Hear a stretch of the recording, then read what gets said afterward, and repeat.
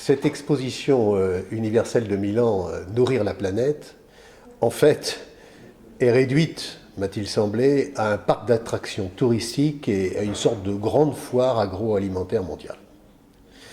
En fait, ça avait pas mal démarré.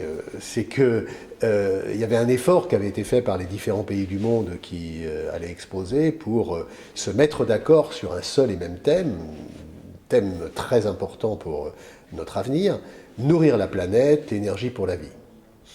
Noble programme, s'il en est, mais qui a accouché malheureusement, à de rares exceptions dont je vais vous parler rapidement, que d'une sorte d'indigeste surenchère de construction architecturale, splendide pour certaines, mais manifestement, ce n'était pas le sujet.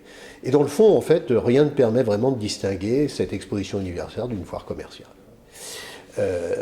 Pour les nations présentes, il faut comprendre aussi que c'était une occasion trop belle et trop rare de pouvoir mesurer leurs attraits respectifs. Si la plupart des participants se sont manifestement peu souciés de traiter le thème Nourrir la planète, certains néanmoins ont fait quand même un certain nombre d'efforts particuliers. Ça a été le cas par exemple du pavillon israélien. Pavillon israélien qui était dédié aux cultures et aux champs du futur, ce qu'on appelle les vertical fields et les vertical farms aussi. Vertical field, c'était une prouesse technologique pour faire pousser des légumes à la verticale et dans le désert de façon écologique, avec notamment beaucoup d'économies d'eau.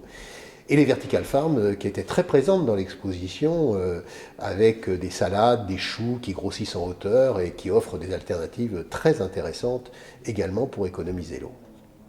Les Américains, pour leur part, ont proposé une intéressante mise en perspective d'un mouvement plus global, celui des food trucks. Et c'est un concept qui se répand partout et ça méritait bien sûr qu'il y ait cette présence sur l'exposition.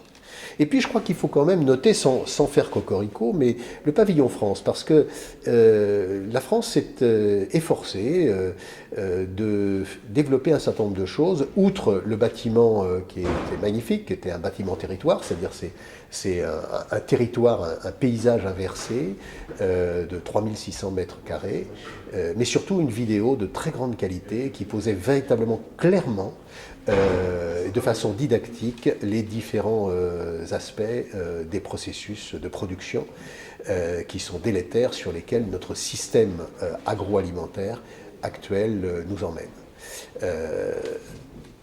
Un pavillon, néanmoins, était à noter, c'est le pavillon Slow Food.